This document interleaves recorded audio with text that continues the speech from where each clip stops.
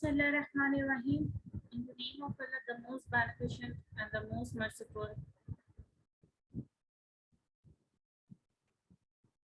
Assalamu alaikum. I welcome you all to my channel Talim for Everyone.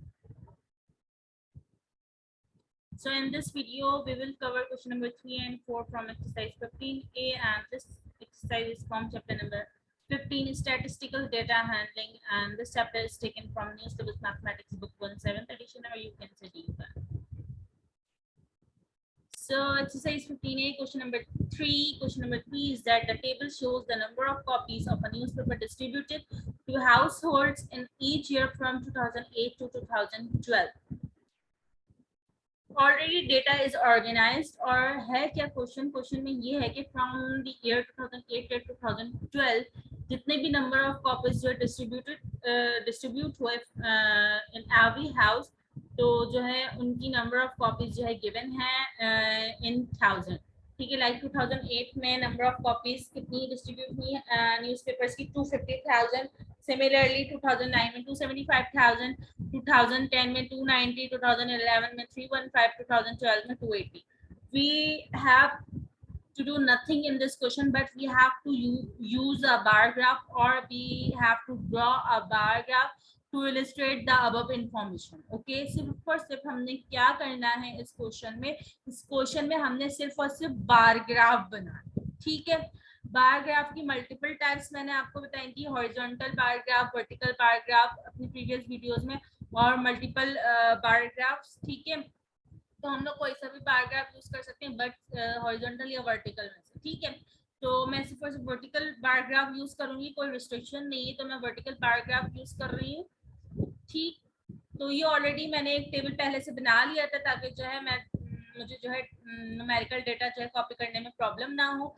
याद रहे x axis होता है, Y axis होता है ग्राफ में आपके पास. ये जो ग्राफ है मैंने बेसिकली एक्सेल पे बनाया हुआ है. ये एक्स एक्सिस, ये वाई एक्सिस. एक्स एक्सिस पे हमने ईयर्स लिखने हैं और वाई एक्सिस पे हमने number of copies in thousand mention करना है. ठीक है, मैंने 0 से लेके 350 का स्केल लिया है अपना वाई एक्सिस पे, और जो है 40 का 50 का जो गैप है 0 50 फिर 100 फिर 150 200 250 300 350. ठीक है, तो 2008 में हमारे पास नंबर ऑफ कॉपीज कितनी डिस्ट्रीब्यूट हुई, 250,000. तो 250 पे मैंने आके स्टॉप कर दिया. फाइन.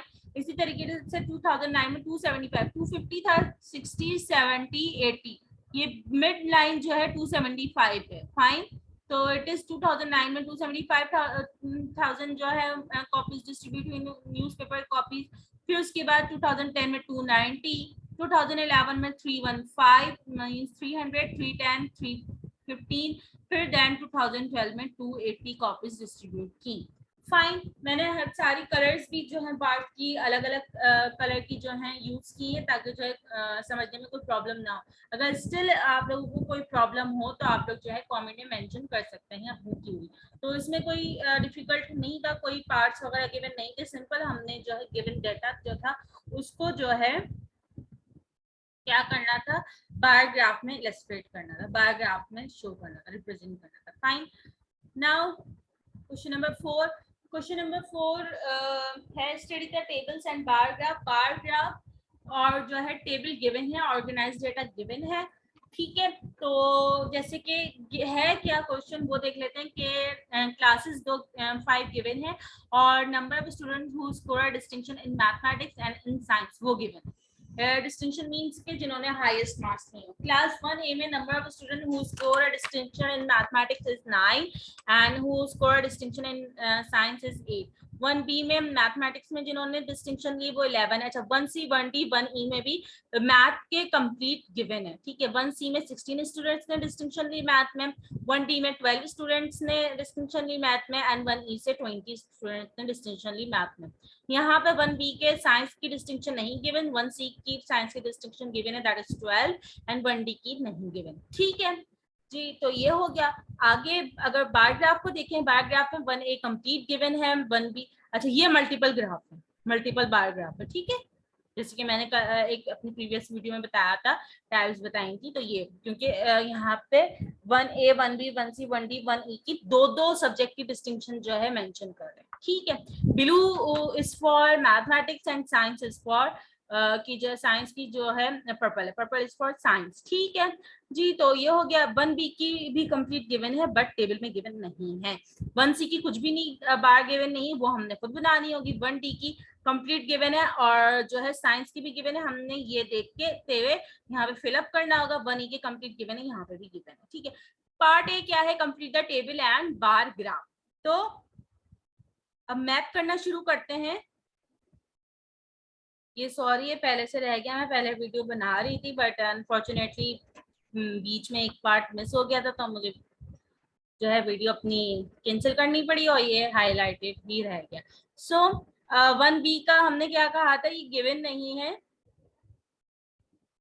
1B का क्या है, साइंस की डिस्टिंक्शन जिन स्टूडेंट्स ने ली वो गिवन नहीं। तो अगर यहाँ पे देखा जाए, दिस इज 10, 11, 12, 13, 14, 15, तो 13 पे हाईलाइट हो रहा है पर्पल, तो मैंने यहाँ पे 13 लिख दिया। ठीक है, अब 1C के सब गिवन थे तो 16 पे आके मैंने बना दिया ये, एंड ये इधर साइंस का 12।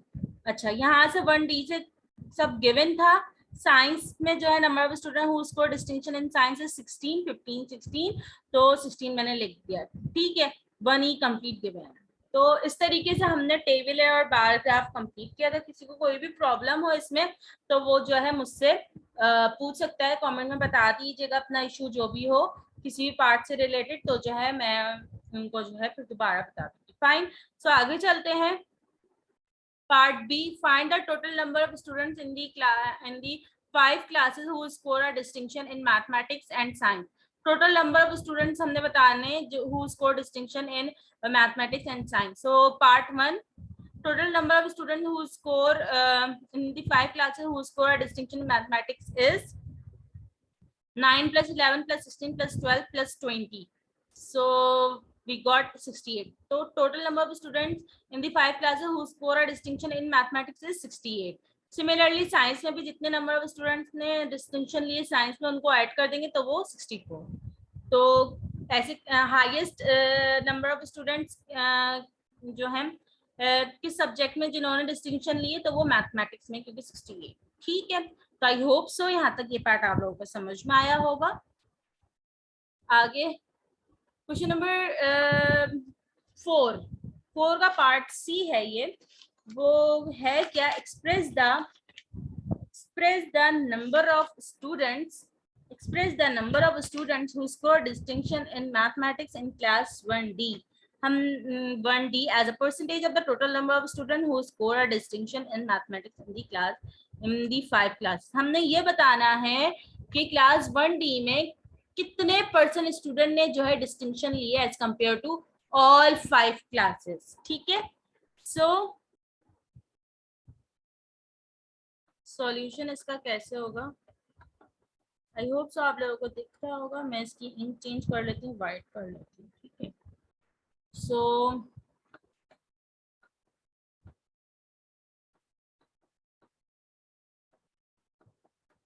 Total number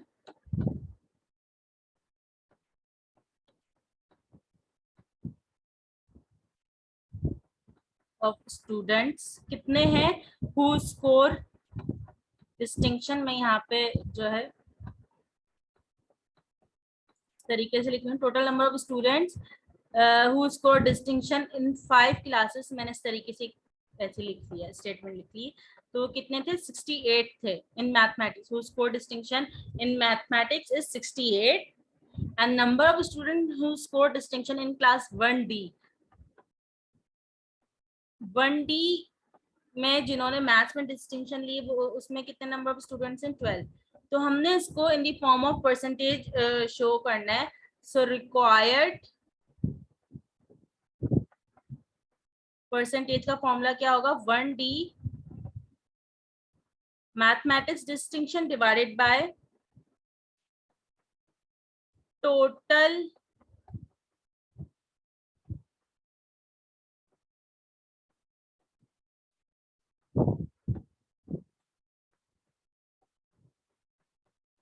number of distinction 5, मैं यहाँ पे M भी लिख रही हूँ ताकि मैथमेटिक्स। ठीक है, तो ये फॉर्मूला बन गया, मल्टीप्लाई बाय 100%। तो 1D मैथमेटिक्स में जिन्होंने डिस्टिंक्शन ली वो कितने नंबर ऑफ स्टूडेंट्स हैं? 12 and it's divided by 68 multiply by 100%. Fine. So 2 6 are 12, 2 3 are 6, 2 4 are 8. ठीक है, आगे चलते हैं. 2 3 are 6, 2 2 are 4, 2 7 are 40. Sorry, 2 1 are 2, 1 उधर कैरी किया, 14 हो गया, 2 7 are 14.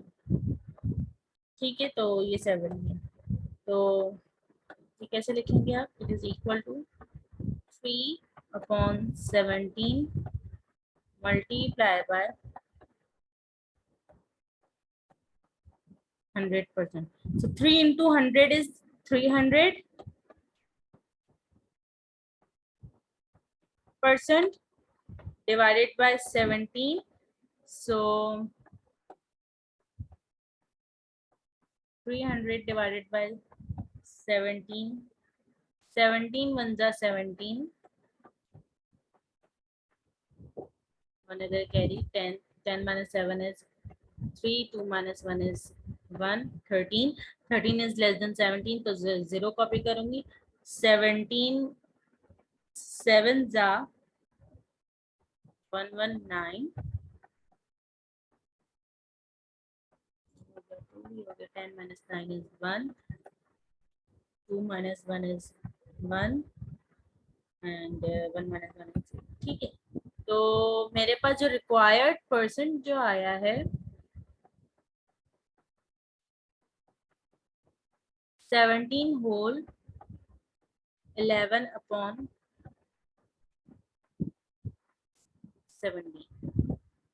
So the number of students who score a distinction in mathematics in class 1D as compared to the other classes or other students who score a distinction in mathematics is 17 whole 11/17%. So required percent ये है इसका. आगे चलते हैं. Part D ये है कि there are 40 student in class 1D. कह रहे हैं अगर 1D में 40 स्टूडेंट्स हों फॉर एग्जांपल, तो find the percentage of the students in class who score distinction in science. Means कि अगर क्लास 1D में 40 स्टूडेंट्स हों तो ये देखना है कि 1D में कितने परसेंट स्टूडेंट्स ने जो है साइंस में डिस्टिंक्शन ली है. सो कैसे करेंगे इसको ये भी देख लेते हैं.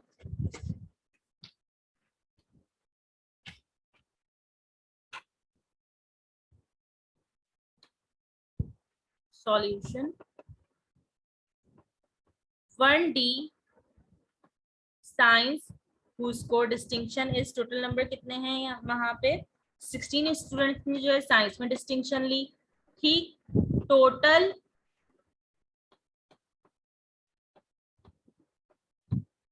नंबर ऑफ स्टूडेंट्स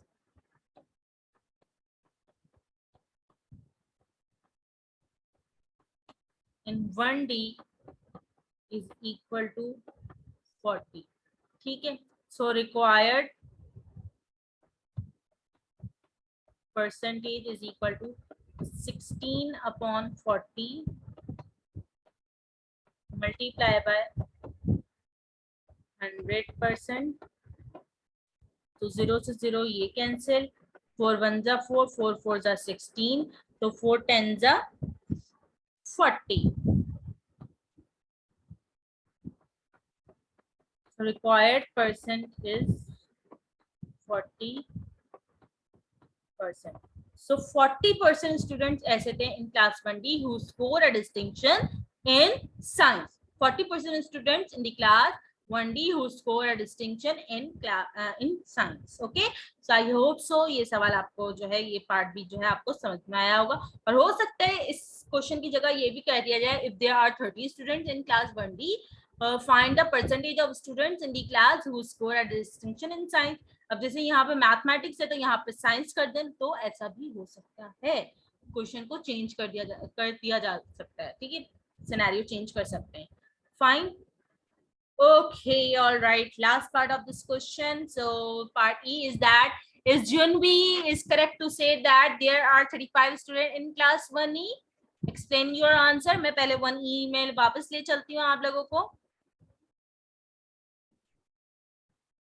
ओके, यहीं से देख लेते हैं। ठीक है, 1E में 20 स्टूडेंट्स ऐसे हैं जिन्होंने मैथ में डिस्टिंक्शन लिया और 15 स्टूडेंट ऐसे जिन्होंने साइंस में लिए, तो टोटल कितने हो गए 35। अब जुनवी का ये कहना है कि क्या 1E में 35 स्टूडेंट्स ही हैं जिन्होंने डिस्टिंक्शन ली, मतलब कि 35 स्टूडेंट्स ही हैं? Explain your answer. सो अगर देखा जाए जरूरी नहीं है कि 35 स्टूडेंट्स ही हों, क्योंकि हो सकता है ज्यादा भी हो वहां पे स्टूडेंट, और ये भी हो सकता है कम भी हो स्टूडेंट, बट ऐसे भी स्टूडेंट हो सकते हैं जिन्होंने दोनों सब्जेक्ट में जो है डिस्टिंक्शन लिए, इस वजह से 35 हो रहा। ज्यादा भी हो सकते हैं क्योंकि ऐसे भी स्टूडेंट्स हो सकते हैं जिन्होंने जो है दोनों में डिस्टिंक्शन ना ली हो, किसी एक में ली हो। तो नो जिनवी, इसका कैसे लिखेंगे आंसर? नो जिनवी is not correct to say that there are 35 students in class 1E because there may be students in the class who do not score distinction in both mathematics and science. There may also be students in class who score distinction in both mathematics and science. Okay, तो ये था इसका correct answer. ठीक, I hope so आपको question number 3 and 4 जो समझ में आया होगा। If you have any query, so may mention your query in my comment box, I will try to solve them as soon as possible. और अगर आप लोग कोई सजेशन देना चाहते हैं मेरे चैनल से रिलेटेड, तो वो भी आप लोग कमेंट में लिख सकते हैं। सो thank you for watching. If you like this video, so don't forget to subscribe my channel Talim for Everyone. Also don't forget to press like button and also don't forget to press bell icon ताकि मेरे आने वाली हर video की notification आपको मिलती रहे। So thank you, Allah Hafiz.